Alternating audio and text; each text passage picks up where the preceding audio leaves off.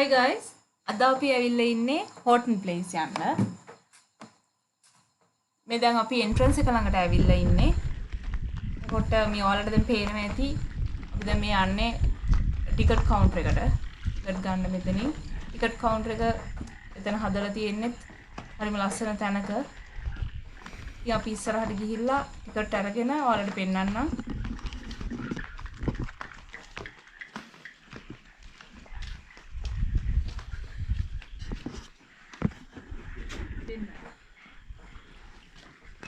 මේ තියෙන ටිකට් එකේ ප්‍රයිස් එක අපි දෙන්නට සහ කායකට 977යි 750ක් වුණා.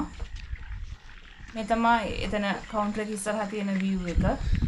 එතනත් හරිම ලස්සනයි.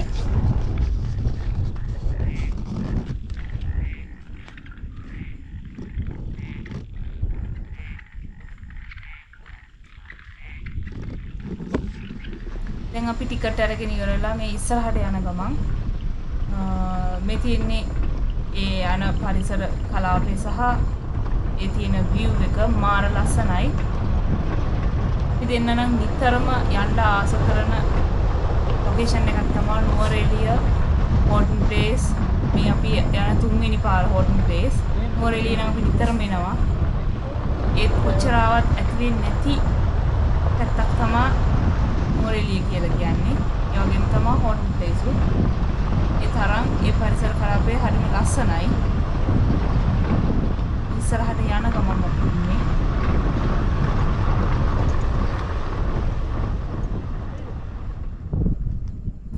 දැන් අපි මේ ඉන්නේ කාර් පාක් එක ළඟ. එතන වාහන පාක් කරලා තමයි ඉස්සරහට පයින් යන්න තියෙන්නේ. මේ උඩටත් ලොකු පාක් එකක් තියෙනවා මෙතන. ඒ තැන් දෙකෙන් ඕන තැනක ඔයාලට කාර් එක වෙන ඕන වෙහිකල් එකක් පාක් කරන්න පුළුවන්. මේ ඔයාලට පේන්නේ වම් අත පැත්තට ඔහියට යන පාර. මේ බෝඩ් එකේ දිස්ත්‍රික් මායිම් මේ ටික ඔක්කොම ඔයගලන්ට බලා ගන්න පුළුවන් එතන බෝඩ් එකෙන්. මේ යන හැම තැනකම අපිට ඒ බලා ගන්න ඕන දේවල් සිතියම් විදිහට දාලා ඒගොල්ලන් ඒවා මේ නොටිස් කරලා තියෙනවා. දැන් ඉස්සරහට යන ගමන් තමයි මේ ඉන්නේ. එතකොට මේ ඉස්සරහ ඔයගලන්ට පේනවා ඇති මේ බෝඩ් වල හැම එකකම ඒ පරිසර කලාපයට ආවේනික සත්ත්ව විශේෂ, ශාක විශේෂ, ඒ පරිසර කලාපය ගැන ඒ ටිකත් ඔක්කොම එතනින් කියවගෙන යන්න. මේ ඔයගලන්ට පේන්නේ ඒ පරිසර කලාපය තුල ඔයගලන් නොකල යුතු දේවල්. ඒවත් හොඳට කියවලා බලලා ඒ විදිහට හැසිරෙන්න කියලාත් කියනවා.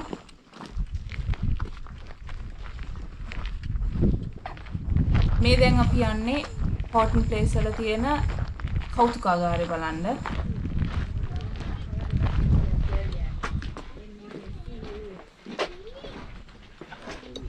මේකේ ඇතුළටත් අනිවාර්යෙන්ම ඔයගොල්ලන් ගිහිල්ලා යන්න. يعني මේකේ වර්ණ ඉතිහාසයේ හැමදේම මේගොල්ලන් බෝඩ් වල දාලා නොටිස් කරලා ඒ හැමදේම කියවන්න පුළුවන් වෙන විදිහට දාලා තියෙනවා. මේ ඔයාලට පේන්නේ ඒවා සිතියම් කරලා තියෙන විදිහ ඒ විස්තර ඒගොල්ලන් අපිට කියව ගන්න පුළුවන් වෙන විදිහට දාලා තියෙන විදිහ තමයි මේ පේන්නේ. මේ පරිසර කලාපය තුල තියෙන සහ තිබුණ ඒ හැමදේම මෙතන තියෙනවා. මෙතනදී ඔයාලට ඒවා බලා ගන්න පුළුවන්.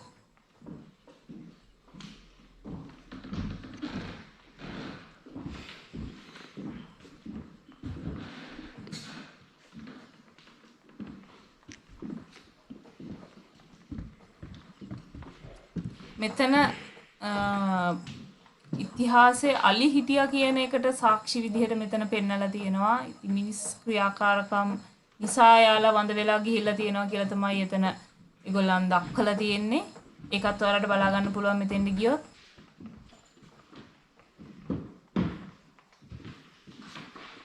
يعني පරණ ඉතිහාසය තුළ මෙතන ගොඩක් දේවල් තිබිලා තියෙනවා. ඒ පරිසර කලාපය තුළ ඒවා වර්තමානයේ වෙනකොට ඉතින් එක එක මිනිසුන්ගේ ක්‍රියාකාරකම් හින්දා වඳ වෙලා ගිහිල්ලා විනාශ වෙලා ඒ වගේ දේවල් වල ලක් වෙලා තියෙනවා. ඉතින් ඔයාලත් මෙතෙන්ට එනවා නම් මේ කෞතුකාගාරයට ගොඩ වෙලා එක බලලා එතනින් ලොකු අයිඩියා එකක් ඔයගොල්ලන්ට ගන්න පුළුවන් ඒ සම්බන්ධව.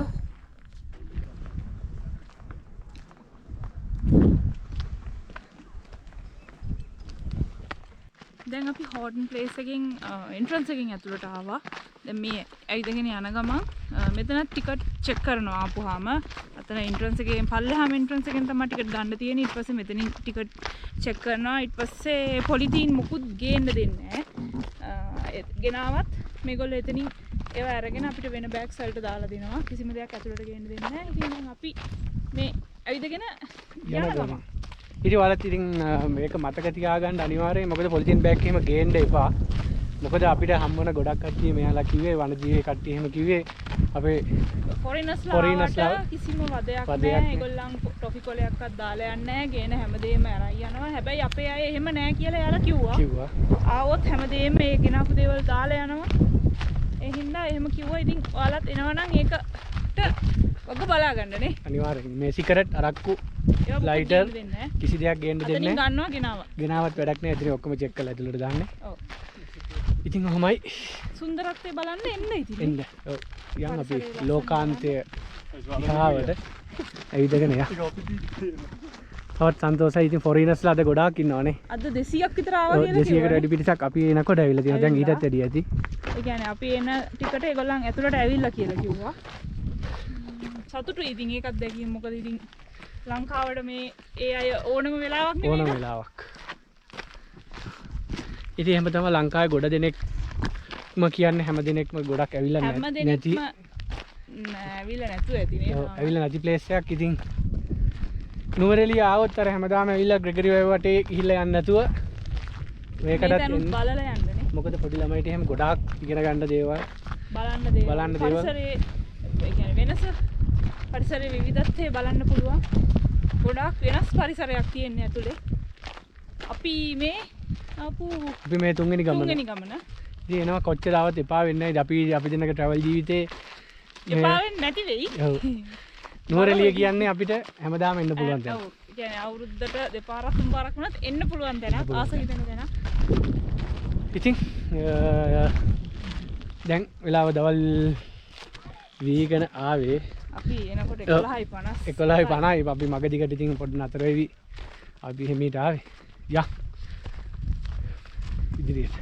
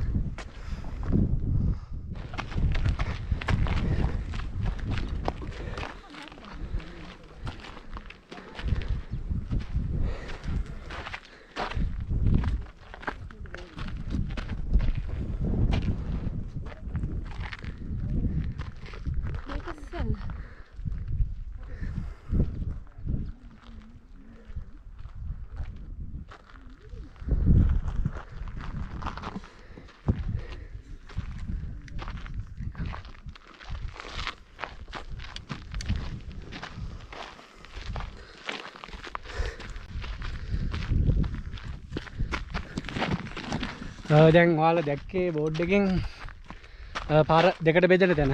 අපි එන්ට්‍රන්ස් එකේ ඉඳලා ආපුවම ඔතන දෙකට බෙදෙනවා. ඒ කියන්නේ රවුමක් තමයි මේක එන්න තියෙන්නේ.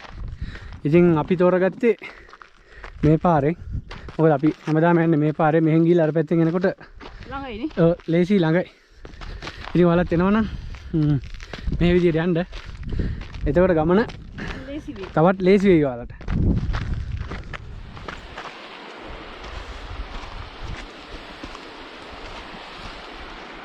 දැන් අපි මේ මගක් ඇවිදගෙන එනකොට ඉස්සල්ලාම හම්බ වෙනවා එතන චිමිනි ඇල්ල. මේ ඔයාලට පේන්නේ ඒ ලස්සන ඇල්ල. ඒ ඔයාලත් එනවා නම් එතන සුන්දරත්වයක් ඉඳලා යන්න අමතක කරන්න එපා.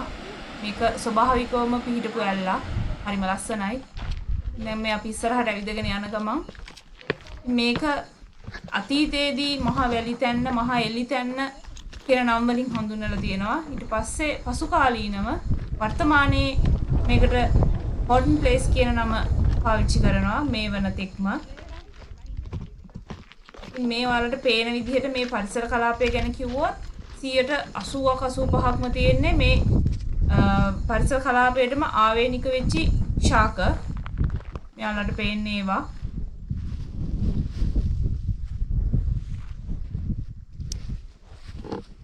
ඉතින් තව දෙයක් ඔයාලට කියන්න ඕනේ මේ අපි මේ ඔය පෙන්නන ගහලා තියෙන පුවරු ඒවා ඉතින් කොච්චර දැනුවත් කිරීම කරත් අපේ අය ඒවා විනාශ කරලා තියෙනවා.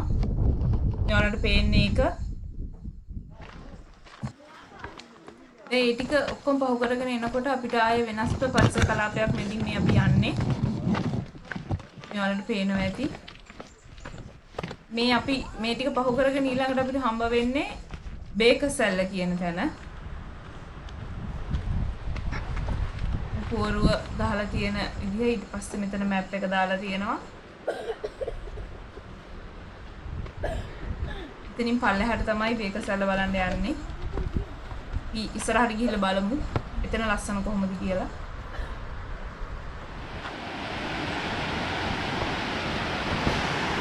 මේ තියෙන්නේ ඕගොල්ලන්ට අපි කිව්ව ඒ ලස්සන දිය ඇල්ල.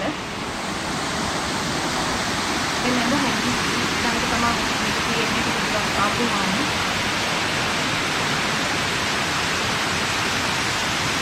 මේක ඉස්සරහට මීටර් 20ක් විතරයි මේක.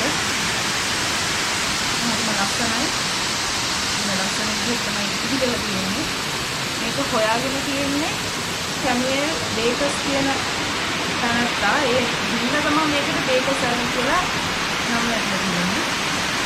දැන් මේ පරිසර කලාපේ පහු කරලා එතනින් ඉස්සරහට ආපුවාම ආපහු අපිට තියෙන්නේ මේ වගේ ඕපන් විදිහට තියෙන පරිසර කලාපයක්. මේ තමා අපි මේ ආපු ගමනේ ගමනාන්තය. ඒ කියන්නේ වර්ල්ස් එක. බලන්න තමයි අපි කිලෝමීටර් 9ක් වගේ දුරක් පහු කරගෙන මේ ආවේ. වීකෙන්ඩ් එකක් නිසා අද එකක් සෙනගත් ඉන්නවා. ඒත් ඔයාලට කියන්න ඕනේ වැහි දවසකට නම් මෙතන ටිකක් කාලගුණේ හින්දා මේ ප්ලේස් එක ටිකක් ක්ලියර් පේන්නේ නැහැ. අද කාලගුණ තත්ත්වය හොඳ නිසා මෙතන හොඳටම බලන්න පුළුවන් වුණා අපිට. මේ ඔයාලට පේන්නේ ඒ view එක. ගොඩක් දුරද? කියන්න තුන. මෙතන මේ පල්ලෙහා ඔයාලට පේන්නේ බලංගොඩ ඒ ඉහළම තියෙන ගම්මානය. පස්සේ ඈතින් පේනවා සමනලවල ජලාශය.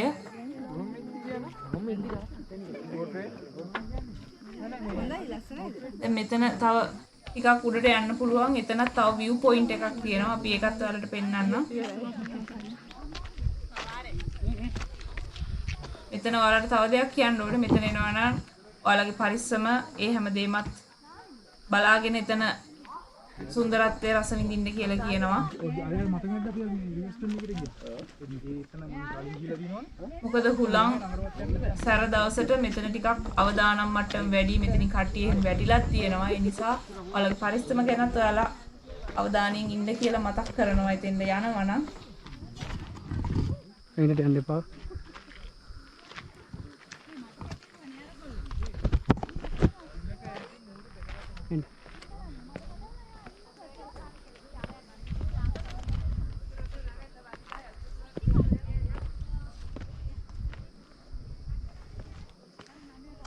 මෙතන බලන්න බැයි. මෙතෙන් හොඳට පේන්නේ මෙතෙන්.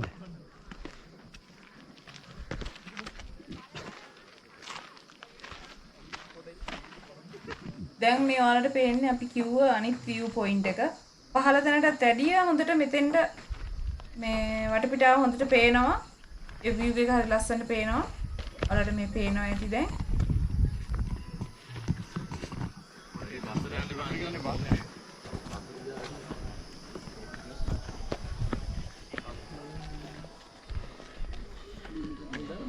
හරිම අර يعني පැහැදිලි කාලගුණයක් තියෙන නිසා ඒක හොඳටම පේනවා.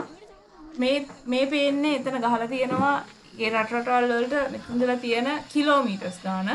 ඒක හරිම වටිනවා ටුවරිසම් වලට. මේ වලට පේනවා ඇති.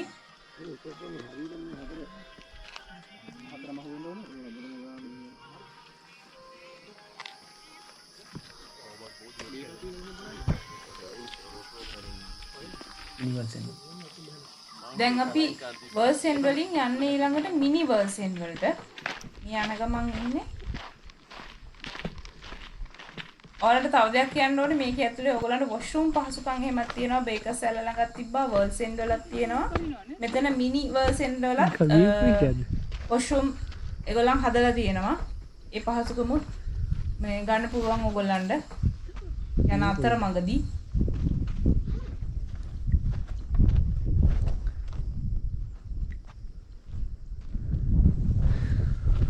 මේ දැන් අපි ඇවිල්ලා ඉන්නේ මිනි වර්සන් වලට. එතන තමයි එතන view එක බලන point එක. ඔයාලට එතන map එකේ දාලා තියෙනවා ඒ ටික බලන්න පුළුවන් වීඩියෝ එකේ. මෙතනත් අර උඩට නගින්නත් පුළුවන්. view එක බලන්න ඕන නම් එතන. අද අපි ගියපු දවස හොඳ නිසා කාලගුණ තත්ත්වය හොඳ නිසා ඒක හොඳටම පේනවා. ඒ නිසා එතන view එකත් හොඳට බලා ගන්න පුළුවන් වුණා.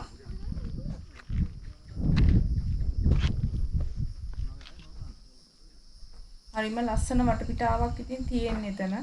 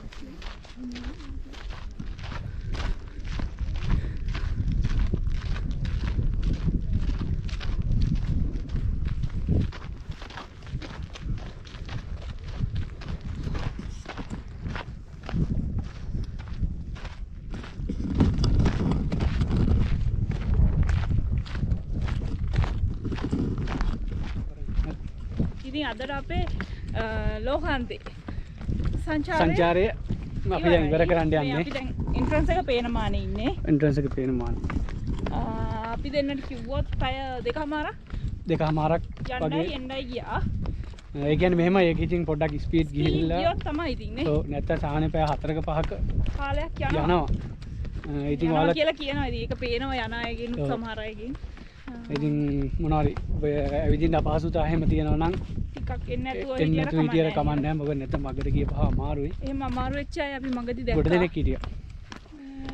ඉතින් ගොඩක් ලොකු වැස්ස කාලයක් නෙවෙයි නේ. නෑ. ඉතින් මන්දාරම් වගේ තියෙනවා. අවුවත් තිබුණා අපි යනකොට හොඳටම. ඔව් ඒ වුණාට ඉතින් අර වෙනදා තරම් කොළපාට ගතිය පොඩ්ඩක් අඩුයි. ඉතින් කොහොම නමුත් සංචාරය දැන් අපි මෙතකින් ඉවර කරනවා. ලස්සන ගමනක්. ඔයාලටත් අපි ආරාධනා කරනවා මේ පරිසරය ලස්සන බලන්න. ඉතින් අපි ආයෙත් ලස්සන travel video එකකින් හම්බෙමු. See you.